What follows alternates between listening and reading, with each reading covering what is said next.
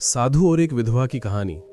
उसने जब पहली बार उस साधु की ओर देखा तो उसके सीने में कुछ अजीब सा धड़क उठा, और जब साधु की आंखें उसके गीले बदन पर पड़ी तो वो आंखें बंद करने के बजाय टिक गई। गांव की सबसे सुमसफान गली में एक छोटा सा टूटा फूटा घर था जहां रहती थी चंपा। उम्र कोई 34 या 35, लेकिन जिस्म ऐसा कि जवान लड़कियां भी शर्मा जाएं। उसके पति की मौत को 4 साल हो चुके थे। लोग कहते थे वो औरत अब साध्वी बन गई है, मगर कुछ लोग ये भी कहते थे कि उसकी आंखों में अब भी वो भूख बाकी है जिसे अकेलापन मिटा नहीं पाया। चंपा सुबह नदी पर नहाने जाती थी, नजरें झुकी होती, मगर जब पानी में उसका गीला आंचल सीने से चिपकता तो उसकी चाल में एक धीमी सी आग दिखती। और उसी नदी किनारे सावन के महीने में एक नया चेहरा आया, साधु रामदास। साधु रामदास कोई बूढ़ा बाबा नहीं था। उम्र होगी कोई 38 या 40, चौड़ा सीना, घनी दाढ़ी और आंखों में अजीब सी गहराई। वो गांव के बाहर बने पुराने आश्रम में रुका था। कहते थे वो काशी से आया है, तपस्वी है, ब्रह्मचारी है। पर जब उसकी नजर पहली बार चंपा पर पड़ी तो वो नजर ब्रह्मचारी की नहीं लगी, मर्द की लगी। एक दिन चंपा नहा कर आ रही थी, गीला बदन, खुले बाल और भीगता हुआ आंचल। तभी वो देखती है पेड़ के नीचे रामदास खड़ा है, और उसकी नजरें एक पल के लिए उसके बदन पर अटक जाती हैं। चंपा रुकती नहीं, लेकिन अगले दिन फिर रोज उस टाइम पर आने लगती जब रामदास वहीं होता। धीरे धीरे बात शुरू होती है, कभी नमस्ते, कभी हल्की सी मुस्कान।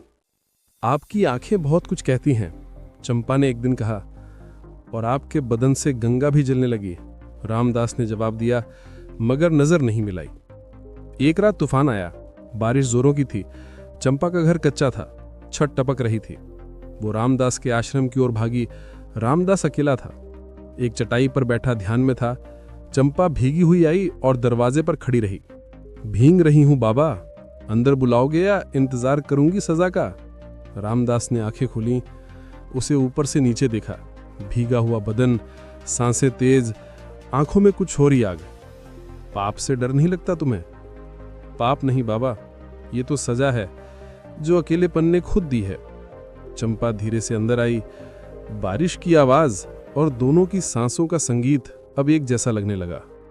उसने अपनी भीगी साड़ी उतारी और उसे सूखने को टांगने लगी। रामदास ने पहली बार अपना संयम खोया। उसने कहा, मैं साधु जरूर हूं, पर इस वक्त सिर्फ मर्द हूं। और फिर वो पास आया। उस रात वो कोई वासना नहीं थी, वो सालों का सूखा था जो पहली बार बरसा था। उस रात किसी ने नियम नहीं तोड़े। उस रात सिर्फ 2 अधूरी आत्माएं पूरी हुईं। सुबह रामदास उठा। चंपा भी चुपचाप उसकी चटाई पर सो रही थी। वो उसे एक बार देखता है और बिना कुछ कहे वहां से निकल जाता है। गांव में अगली सुबह लोग कहते हैं, रामदास बाबा अब तपस्या करने जंगल चला गया।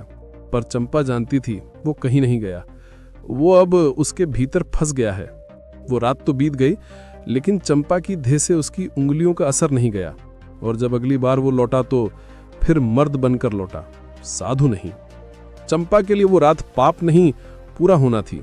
सुबह जब उठी तो रामदास जा चुका था, मगर उसकी चटाई पर अब भी उसकी देह की गर्मी बाकी थी। गांव में हलचल थी। लोग कह रहे थे, रामदास बाबा जंगल में ध्यान करने निकल गए। पर चंपा को विश्वास था वो जाएगा नहीं, और अगर गया भी है तो वापस आएगा मेरे पास। 3 दिन बीत गए। चंपा हर सुबह उस आश्रम के बाहर बैठी रहती, बस एक उम्मीद के साथ। तीसरे दिन शाम को जब अंधेरा होने लगा, तभी आश्रम के दरवाजे पर एक परछाई दिखाई दी। वो था रामदास, पर इस बार उसके चेहरे पर वैराग्य नहीं, ललक थी। तपस्या कर ली, अब मोह की बारी है, उसने कहा। उस रात उसने खुद अपने हाथों से चंपा को भोजन कराया।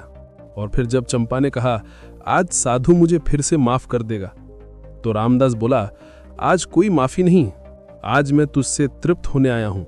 वो रात पहले से अलग थी। अब की बार उनके बीच फिर भूख नहीं, अपनापन भी था।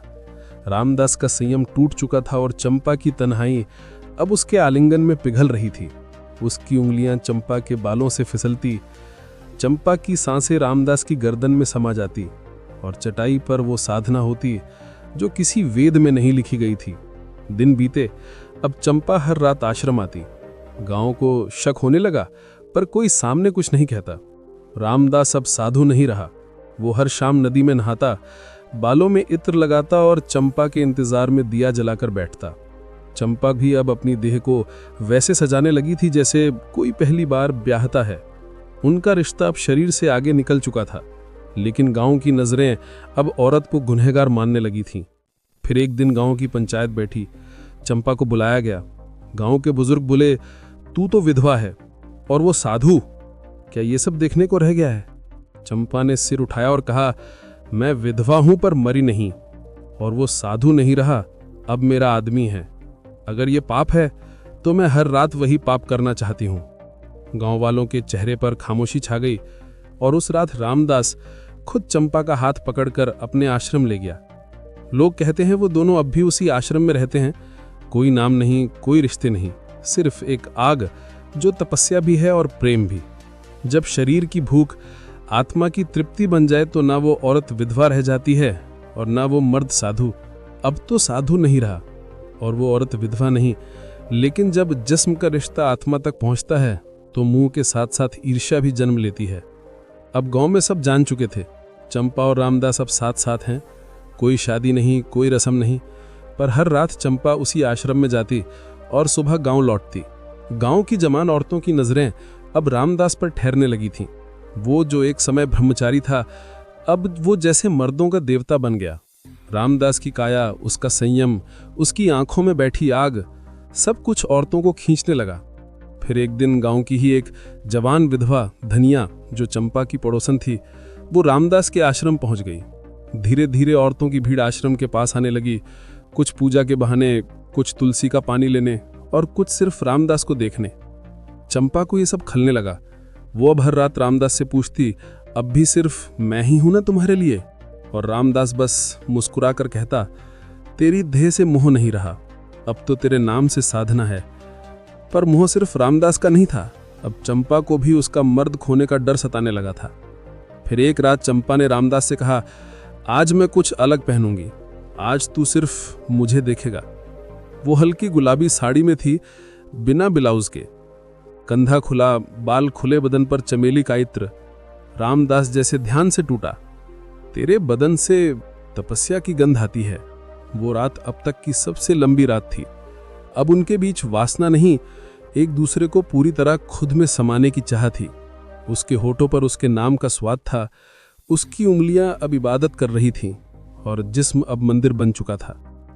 मुंह मोह जब चरम पर पहुंचे तो डर भी उसके साथ आता है।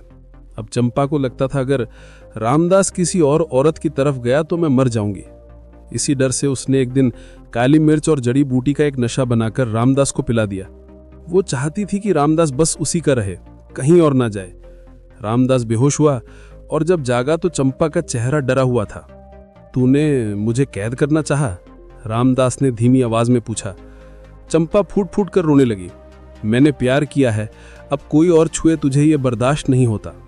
तब रामदास ने कहा, तूने मुझे मर्द बनाया, अब मैं खुद को इंसान बना रहा हूं। अगली सुबह वो मंदिर के सामने चटाई पर बैठ गया और लोगों को बुलाकर बोला, आज मैं इस औरत से ब्याह करता हूं और आज से हम दोनों आश्रम छोड़कर जंगल में बसेंगे। गांव के लोग चौंके, पर कोई रोक ना सका। कई साल बीत गए। अब जंगल के किनारे एक छोटा से घर है जहां दो बूढ़े रहते हैं, चंपा और रामदास।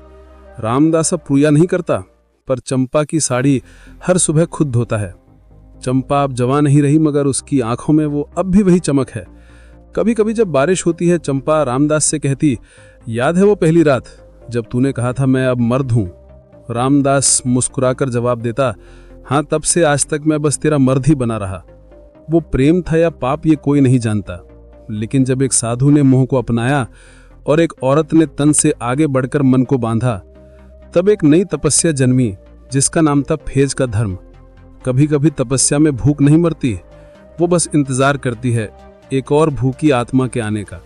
तो दोस्तों, आप लोगों को ये कहानी कैसी लगी कमेंट करके जरूर बताइएगा और वीडियो को लाइक और सब्सक्राइब करने के बाद हाइप करना मत भूलिएगा।